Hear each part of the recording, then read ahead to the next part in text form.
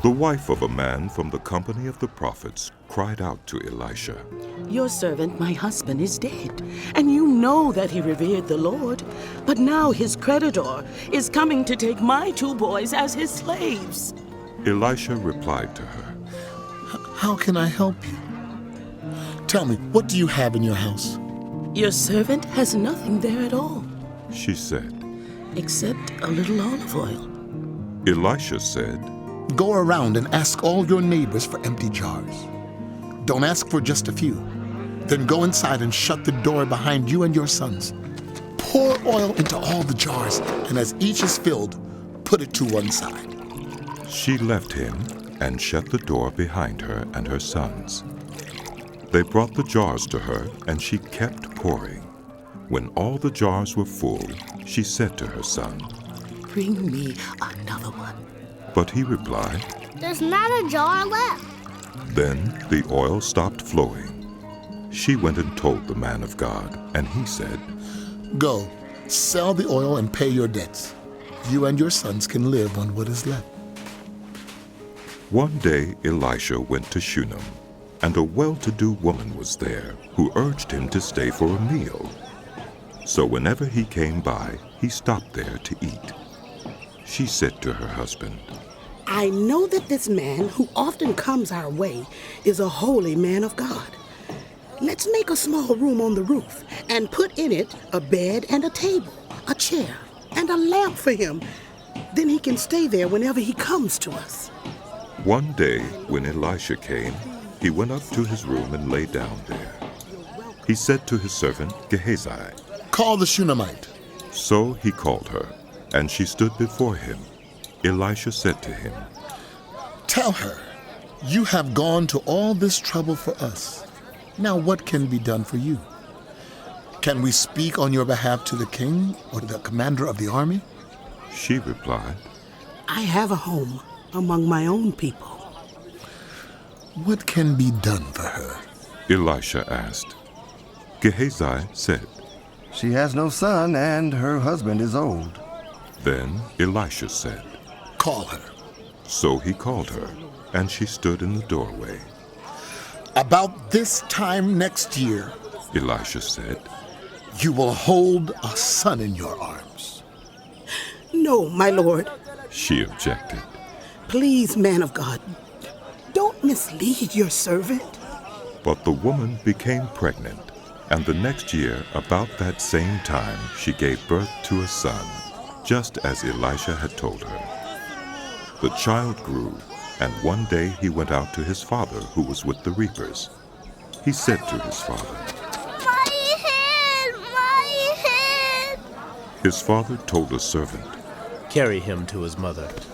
After the servant had lifted him up and carried him to his mother, the boy sat on her lap until noon, and then he died. She went up and laid him on the bed of the man of God, then shut the door and went out. She called to her husband and said, Please, send me one of the servants and a donkey, so I can go to the man of God quickly and return. Why go to him today? He asked. It's not the new moon or the Sabbath. That's all right. She said. She saddled the donkey and said to her servant, Lead on. Don't slow down for me unless I tell you. So she set out and came to the man of God at Mount Carmel. When he saw her in the distance, the man of God said to his servant Gehazi, Look, there's the Shunammite. Run to meet her and ask her, Are you all right? Is your husband all right? Is your child all right? Everything is all right. She said. When she reached the man of God at the mountain, she took hold of his feet. Gehazi came over to push her away, but the man of God said, Leave her alone. She is in bitter distress, but the Lord has hidden it from me and has not told me why. Did I ask you for a son, my lord? She said. Didn't I tell you, don't raise my hopes? Elisha said to Gehazi, Tuck your cloak into your belt. Take my staff in your hand and run. Don't greet anyone you meet, and if anyone greets you, do not answer. lay my staff on the boy's face. But the child's mother said, As surely as the Lord lives, and as you live, I will not leave you. So he got up and followed her. Gehazi went on ahead and laid the staff on the boy's face, but there was no sound or response. So Gehazi went back to meet Elisha and told him. The boy has not awakened. When Elisha reached the house, there was the boy lying dead on his couch. He went in, shut the door on the two of them, and prayed to the Lord. Then he got on the bed and lay on the boy, mouth to mouth, eyes to eyes, hands to hands. As he stretched himself out on him, the boy's body grew warm. Elisha turned away and walked back and forth in the room, and then got on the bed and stretched out on him once more. The boy sneezed 7 times and opened his eyes. Elisha summoned Gehazi and said, Call the Shunammite. and he did. When she came, he said, Take your son. She came in, fell at his feet, and bowed to the ground. Then she took her son and went out. Elisha returned to Gilgal, and there was a famine in that region. While the company of the prophets was meeting with him, he said to his servant, Put on the large pot and cook some stew for this company. One of them went out into the fields to gather herbs and found a wild vine. He gathered some of its gourds and filled the fold of his cloak. When he returned, he cut them up into the pot of stew, though no one knew what they were. The stew was poured out for the men, but as they began to eat it, they cried out, Man of God! There is death in the pot! and they could not eat it. Elisha said, Get some flour. He put it into the pot and said, Serve it to the people to eat. and there was nothing harmful in the pot. A man came from Baal Shalusha, bringing the man of God 20 loaves of barley bread, baked from the first ripe grain, along with some heads of new grain. Give it to the people to eat. Elisha said, How can I set this before 100 men? his servant asked. But Elisha answered, Give it to the people to eat. For this is what the Lord says. They will eat and have some left over. Then he set it before them, and they ate and had some left over, according to the word of the Lord. Now Naaman was commander of the army of the king of Aram. He was a great man in the sight of his master and highly regarded, because through him the Lord had given victory to Aram. He was a valiant soldier, but he had leprosy. Now bands of raiders from Aram had gone out and had taken captive a young girl from Israel, and she served Naaman's wife. She said to her mistress, If only my master would see the prophet who's in Samaria, he would cure him of his leprosy. Naaman went to his master and told him what the girl from Israel had said. By all means, go. The king of Aram replied. I will send a letter to the king of Israel. So Naaman left, taking with him 10 talents of silver, 6,000 shekels of gold, and 10 sets of clothing. The letter that he took to the king of Israel read, With this letter I am sending my servant Naaman to you, so that you may cure him of his leprosy. As soon as the king of Israel read the letter, he tore his robes and said, Am I God? Can I kill and bring back to life? Why does this fellow send someone to me to be cured of his leprosy? See how he was trying to pick a quarrel with me? When Elisha, the man of God, heard that the king of Israel had torn his robes, he sent him this message. Why have you torn your robes? Have the man come to me, and he will know that there is a prophet in Israel. So Naaman went with his horses and chariots and stopped at the door of Elisha's house. Elisha sent a messenger to say to him, Go wash yourself 7 times in the Jordan, and your flesh will be restored, and you will be cleansed. But Naaman went away angry and said, I thought that he would surely come out to me and stand and call on the name of the Lord his God, wave his hand over the spot and cure me of my leprosy. Are not Abana and Pharpar, the rivers of Damascus, better than all the waters of Israel? Couldn't I wash in them and be cleansed? So he turned and went off in a rage. Naaman's servants went to him and said, My father, if the prophet had told you to do some great thing, would you not have done it? How much more then when he tells you, wash and be cleansed? So he went down and dipped himself in the Jordan 7 times, as the man of God had told him, and his flesh was restored and became clean like that of a young boy. Then Naaman and all his attendants went back to the man of God. He stood before him and said, Now I know that there is no God in all the world except in Israel.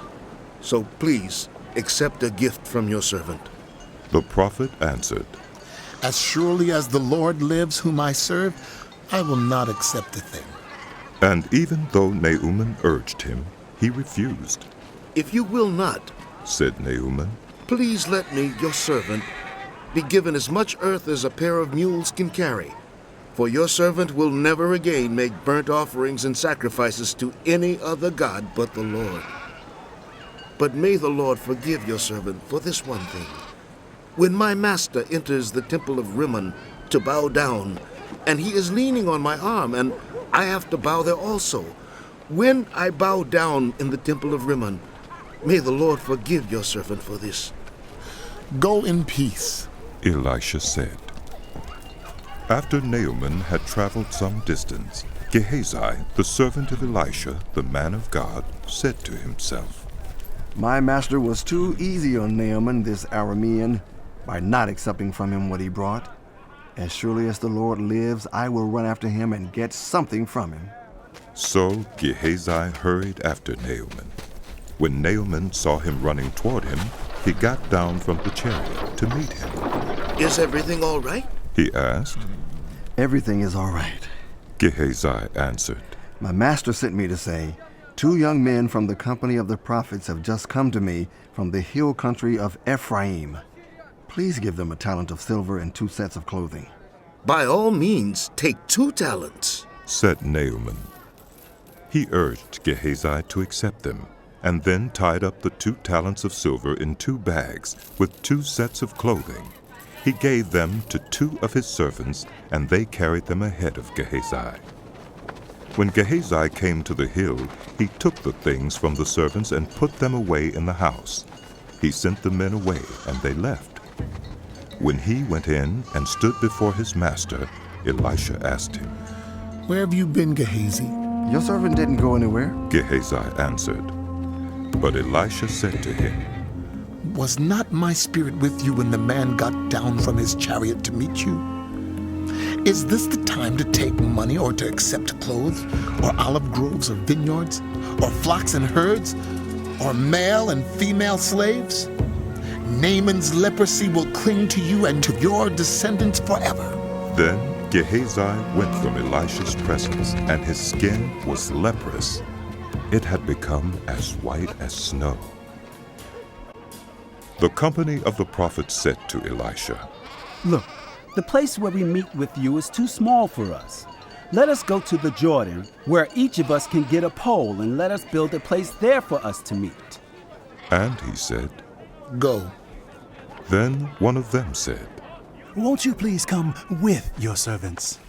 I will, Elisha replied, and he went with them. They went to the Jordan and began to cut down trees. As one of them was cutting down the tree, the iron axe head fell into the water. Oh no, my lord, He cried out. It was borrowed. The man of God asked, Where did it fall? When he showed him the place, Elisha cut a stick and threw it there, and made the iron float. Lift it out, he said. Then the man reached out his hand and took it. Now the king of Aram was at war with Israel. After conferring with his officers, he said, I will set up my camp in such and such a place. The man of God sent word to the king of Israel. Beware of passing that place, because the Arameans are going down there. So the king of Israel checked on the place indicated by the man of God. Time and again Elisha warned the king so that he was on his guard in such places. This enraged the king of Aram. He summoned his officers and demanded of them, Tell me, which of us is on the side of the king of Israel? None of us, my lord the king, said one of his officers. But Elisha, the prophet who is in Israel, tells the king of Israel the very words you speak in your bedroom. Go, find out where he is, the king ordered, so I can send men and capture him. The report came back. He is in Dothan. Then he sent horses and chariots and a strong force there. They went by night and surrounded the city. When the servant of the man of God got up and went out early the next morning, an army with horses and chariots had surrounded the city. Oh no, my lord! What shall we do? The servant asked. Don't be afraid. The prophet answered. Those who are with us are more than those who are with them. And Elisha prayed.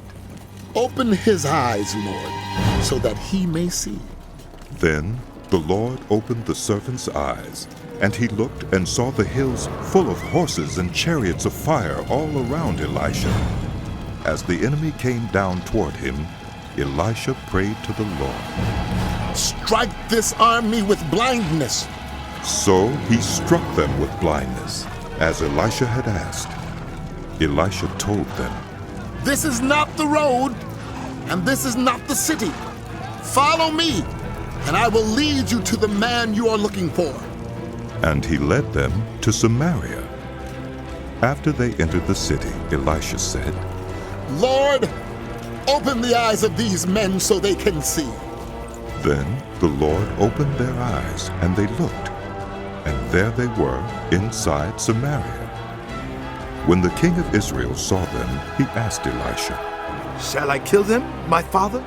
Shall I kill them? Do not kill them. He answered. Would you kill those you have captured with your own sword or bow? Set food and water before them so that they may eat and drink, and then go back to their master. So he prepared a great feast for them, and after they had finished eating and drinking, he sent them away, and they returned to their master. So the bands from Aram stopped raiding Israel's territory. Sometime later, Ben-Hadad, king of Aram, mobilized his entire army and marched up and laid siege to Samaria. There was a great famine in the city. The siege lasted so long that a donkey's head sold for 80 shekels of silver, and a quarter of a cab of seed pods for 5 shekels.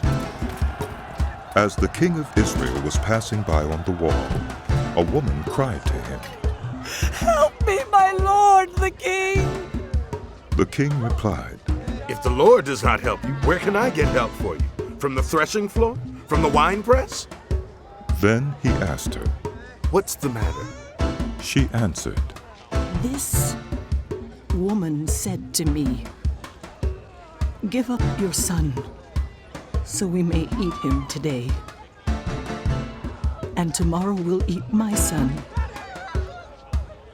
So we cooked my son and ate him.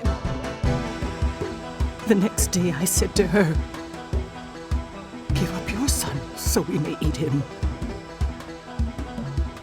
But she had hidden him. When the king heard the woman's words, he tore his robes. As he went along the wall, the people looked, and they saw that under his robes he had sackcloth on his body. He said, May God deal with me, be it ever so severely, if the head of Elisha, son of Shaphat, remains on his shoulders today. Now Elisha was sitting in his house, and the elders were sitting with him. The king sent a messenger ahead, but before he arrived, Elisha said to the elders, Don't you see how this murderer is sending someone to cut off my head? Look, when the messenger comes, shut the door and hold it shut against him. Is not the sound of his master's footsteps behind him? While he was still talking to them, the messenger came down to him.